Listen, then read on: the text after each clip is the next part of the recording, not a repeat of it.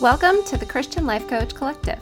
I'm your host and coach, Laura Malone, and I'm here to help you become the hero of your own story and learn to be a guide to others.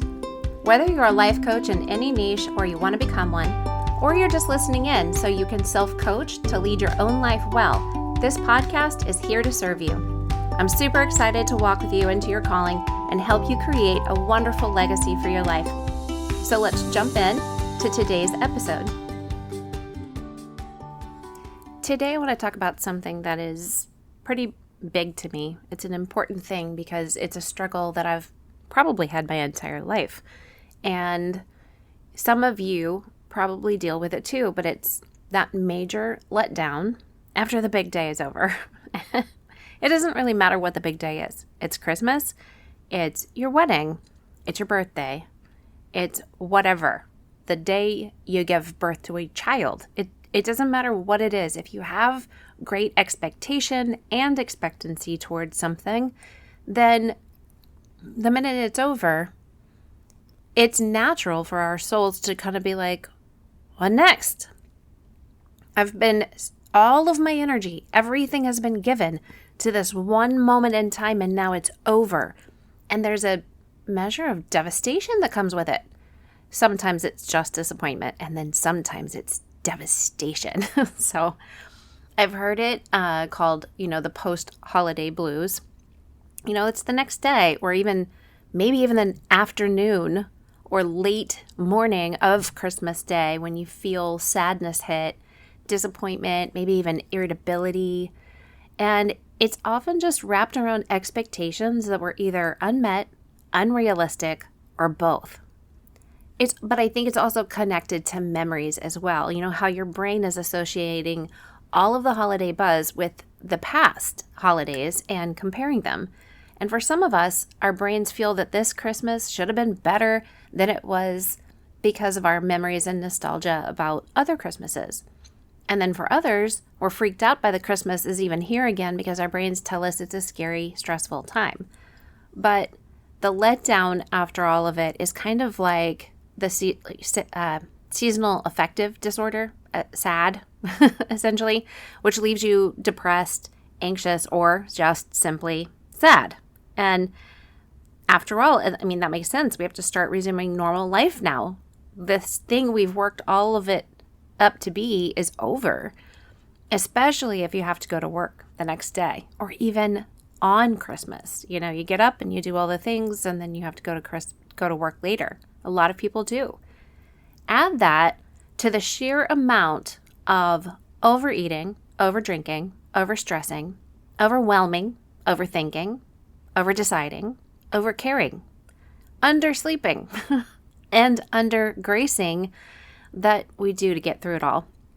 I say undergracing because that's my way of explaining how we just aren't able sometimes to give others the grace they need.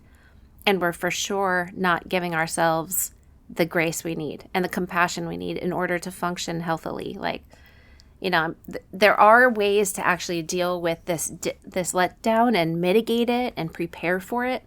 So I'm actually putting this episode out as an extra episode this week because I know it's something so many of us deal with, and I want to equip you for, if you can catch this before the big day, then you can actually have a plan for the hours and days following that massive expectation and disappointment-driven morning. So, number one, create expectancy for the rest of Christmas Day and the day after and the week after, right? And maybe it's a movie. You're going to watch a movie the day of Christmas. You're going to go to a movie. I used to, as a kid, we didn't have anything to do after. I would split up my time between all the households I needed to go to as a child on the big days.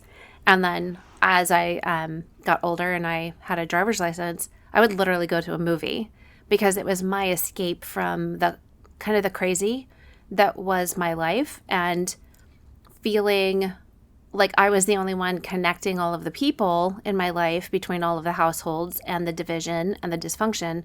But I also felt I needed to break away from it.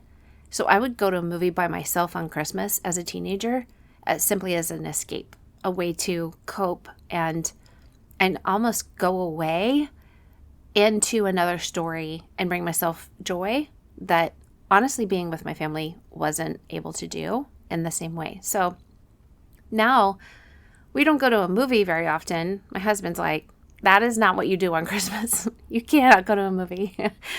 And now we'll watch a movie together, or the next day create expectancy around a movie. Like, I actually hold back and I wait to watch certain movies. I like to watch the movie Elf while we decorate the Christmas tree. Even if we're not fully watching it, it's on in the background. There was a new Christmas movie that came out on Netflix this year, and we haven't watched it yet. I was waiting till all the kids were back in town, and I can't even remember the name of it, but I have expectancy that we're going to watch a new movie that's supposed to be funny, So maybe it's a movie you're going to snuggle up and watch, or maybe you plan on a special lunch that you can look forward to, like the day after Christmas, or plan to use the whole week after Christmas as a time that you get to see people you don't see very often. And there was too much to do during the holiday season, beginning of December. Make that part of the week after. Add things to your days that you enjoy doing so that your soul has hope and something to look forward to. And then maybe make a commitment to yourself that the week after Christmas, this is the last week of the year, is dedicated to self-care. And you do things that actually tend to your spirit, soul, and body. So don't do more than your energy level says you should. Or go take walks, or even commit like a specific hour to silence, solitude, and stillness. Take naps, go to bed earlier, get more sleep. Drink lots and lots of water to help detox the entire month of December, right? Have good conversations with meaningful people. Make phone calls. Create and hold boundaries that you need. If you have a normal routine that Christmas has thrown out of order, get back to it ASAP. So Monday morning, since this year in 2022, Christmas is on Sunday, on Monday morning, get right back into the routine or flow that works best for you. And if you don't have one, start one, even if it's just for the week. When I come home from trips, deployments, or speaking engagements, anything like that, the one thing that will completely kick my legs out from under me and keep me from moving forward is giving into my exhaustion and just laying around. It actually makes it harder than anything to get back into rhythm and zaps my energy instead of fueling me. Also, let the joy and expectancy of Christmas literally flow into the following week. Take all the good feelings with you. I think it can really feel like Christmas is over once all those presents under the tree are completely unwrapped, and then you're overwhelmed by the sheer amount of trash, and the tree is so lonely in front of the window. It's almost like that pile of gifts controls when Christmas begins and ends, and I just call a big BS bologna sandwich on that. No more, no way. Unwrapped socks are not the end of my joy. And no matter what you got or what you didn't get, your joy is full on the inside. Let that come out and manifest on the outside. It's a matter of literally tapping into the truth your spirit knows, or letting your soul guide you through it. Which one are you going to do? Which one's going to lead you? Your spirit or your soul? If your belief is that the rest is all downhill from here, then it's going to feel like it. But if you see that because of Christmas Day, you are alive and born again and full of hope, then that's going to help you feel like it. So decide what you're going to focus on, meditate on, think about, and how you're actually literally going to center yourself. Maybe every day of the last week of the year is about reading the book of Romans. Or if you need something really short, read Jude. One chapter. Maybe there is also an inspiring, energizing book out there that God wants to speak to you through. I'm currently reading Life Without Limits by Nick, I think it's Vujicic. The guy has no legs or arms, and he lives this fantastic life, and he travels everywhere. He surfs. He spreads the message of God's love and all things being possible. Come on. And Love Always by Bob Goff. Love Does by Bob Goff, and Everybody Always by Bob Goff. Basically, you can mix them all together. Any book by Bob Goff, Goff, amazing, and his wife, Maria. Or maybe something like the 5 a.m. Club. So if you're looking to forge maybe like a new path, really shake up your inner routines and habits with a little bit of an allegory flow to it, and you want to get a jump on January, jump into something like the 5 a.m. Club. Bo Stern, I haven't read this book. I've heard about it. It's called When Holidays Hurt. So if you've been struggling to find joy during a season of hardship and trial in the holidays, I hear that that's a good book. And, Priscilla Shirer, she has a great devotional to dig into. It's called Awaken, 90 Days with the God Who Speaks. I love her. You could also watch The Chosen. Go binge the TV show The Chosen and meet Jesus. It's so good. Lastly, just remember, you're not going to always feel this way. Feelings are fleeting and they change in a minute or a day. And even just next month, okay? Unless you believe that what you feel right now is really going to affect you in 5 years, don't give it all of your time and attention. Allow it to be there and actually process it through, but don't give it the focus that's going to turn it into needless suffering.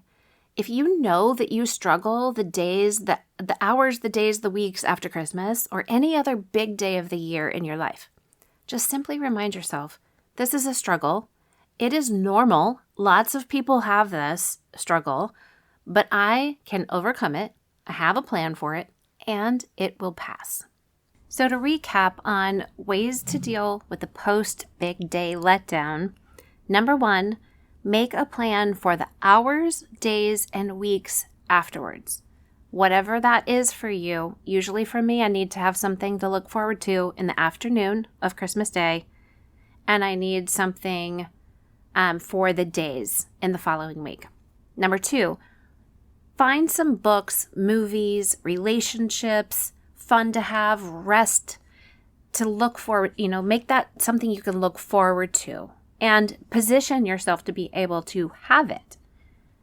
So make sure you have access to the books, or make a plan, make reservations, or make a plan with your friend to have coffee. Go ahead and invite somebody over on Wednesday.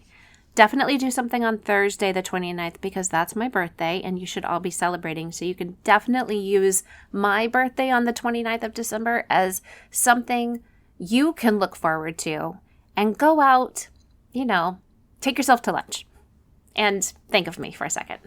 Just a second, that's fine. Number 3, decide that the last week of this year is dedicated to you and your self-care, and figure out what that looks like for you. Number 4 is get back into the routine or rhythm that works best for you. 5 is to choose to take this joy with you. Don't let it end with the unwrapping or the dysfunction. Take that joy and hold on to it.